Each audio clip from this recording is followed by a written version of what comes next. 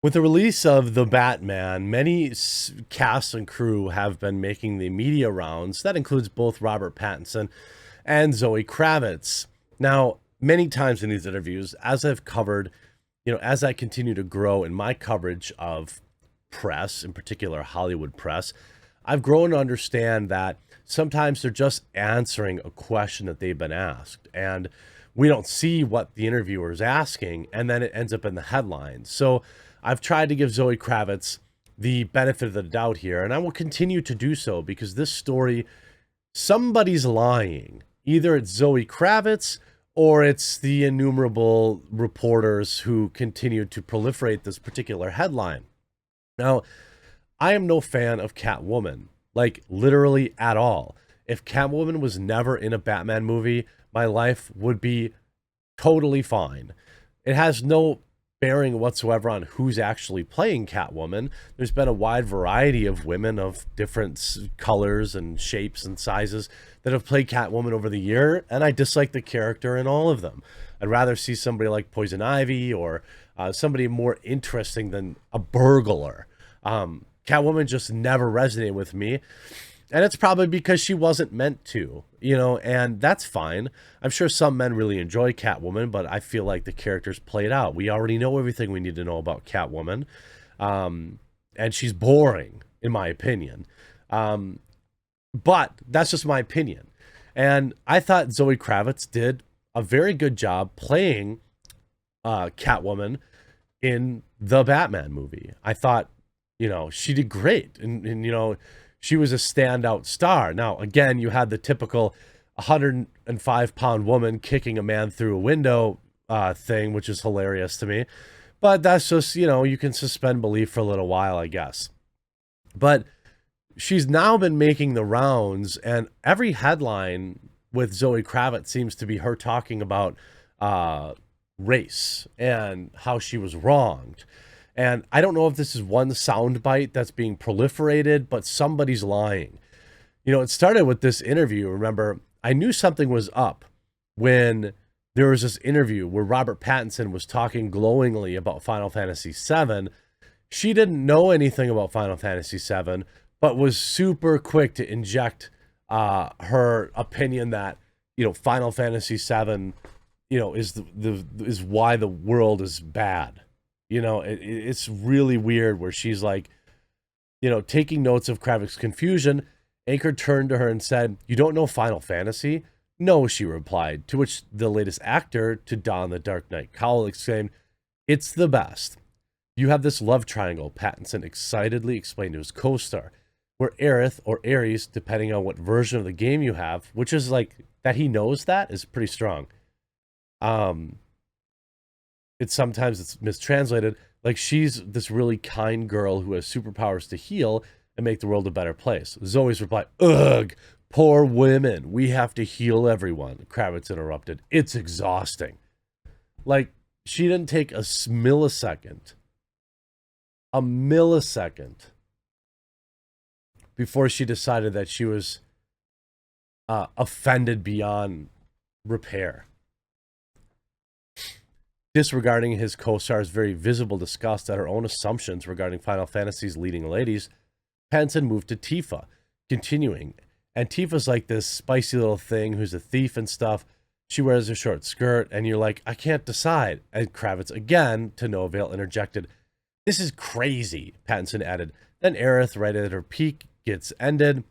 Laughing, the Batman star then playfully asserted, "This is how every guy figures out what love is." And they meet the ideal woman, and then it never gets any "you never." Either of the one that's going to heal everything or the one with a short skirt. These are the options?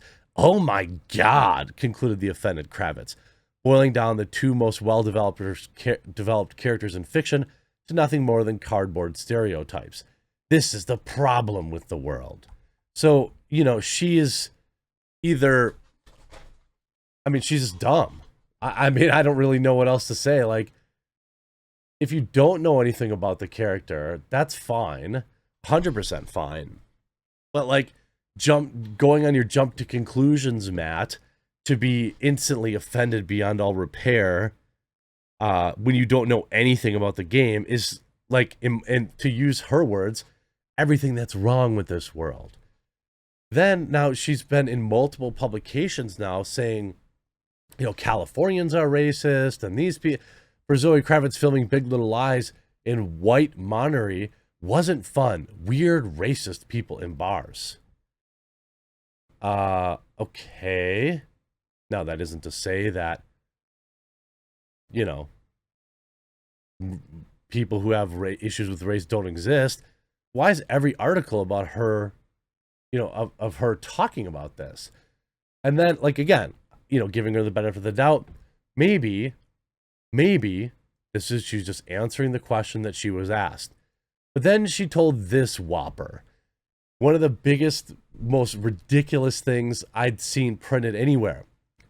The Batman actress Zoe Kravitz is now backtracking from comments. No. It's not even a backtrack. It's like an admission she outright lied. The Batman actress Zoe Kravitz is backtracking for the comments she made to The Guardian about allegedly being dismissed for a role in The Dark Knight Rises for being too, quote, urban, which the 33-year-old suggested was code for being black. Here's the related conversation with The Guardian, according to the left-leaning news outlet. One rejection stands out. In 2012, Kravitz attempted to audition for the Batman film The Dark Knight Rises, but was told she was too, quote, urban for the role. And here's them quoting her. I don't know if it came directly from Chris Nolan, she said, anxious to not impugn the reputation of an award-winning director. I think it was probably a casting director of some kind or casting director's assistant. Being a woman of color and being an actor and being told at the same time I wasn't able to read for the part because of the color of my skin, and the word urban being thrown around like that was what was really hard about that moment. Now, to me, I was like, whoa, I actually am shocked. Shocked that they use this language. They probably have. This language probably is thrown around a lot.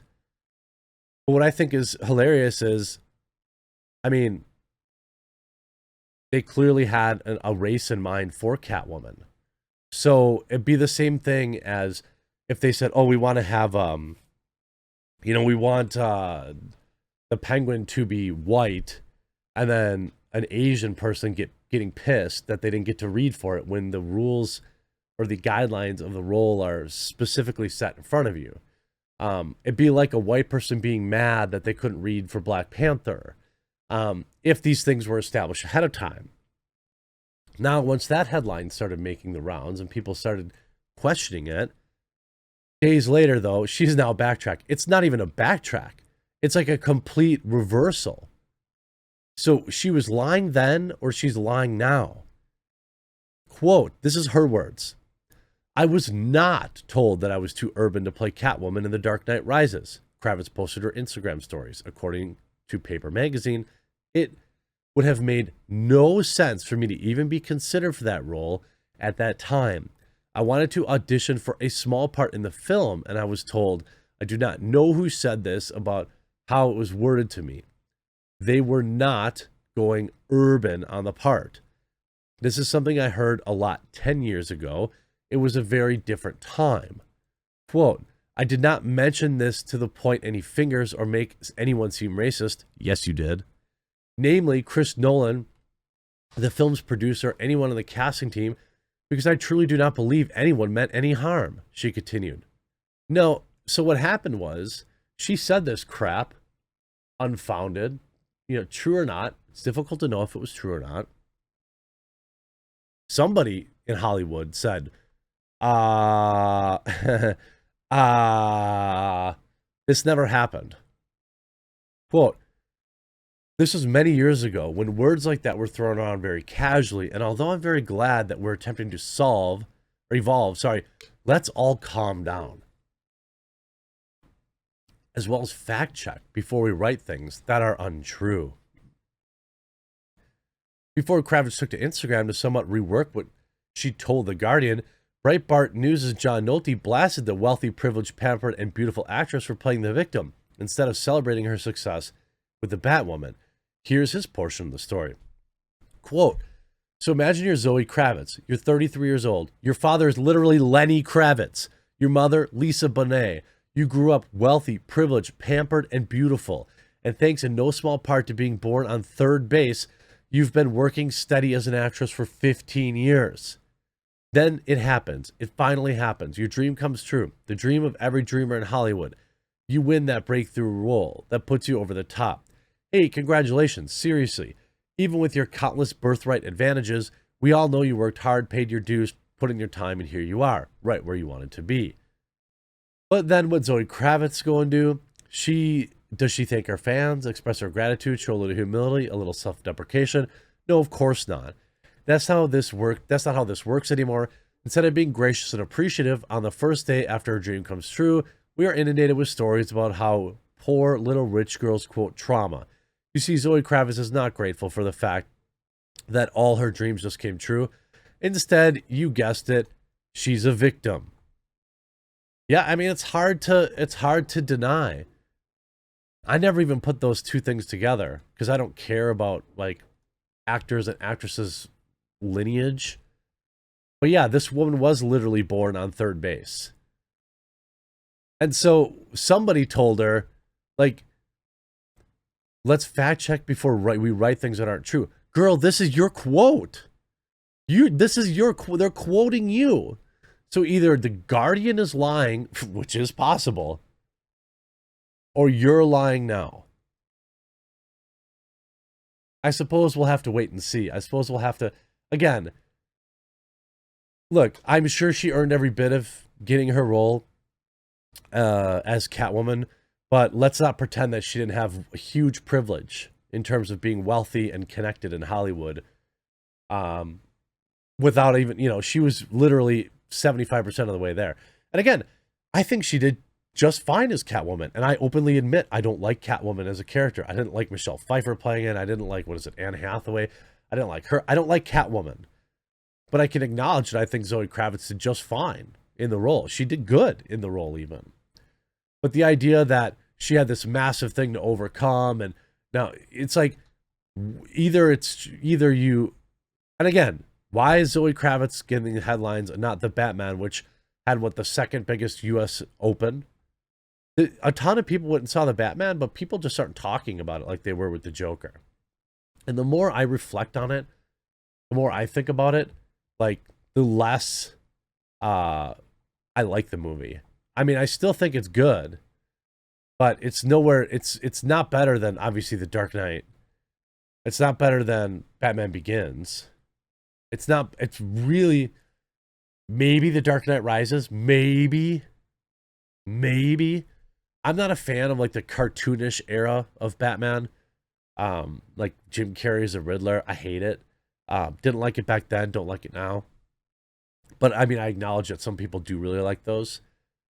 The Batman has its place. It's a fine starting position. But like maybe just enjoy the success instead of immediately reminding everyone that you're some sort of victim. Or maybe like don't lie.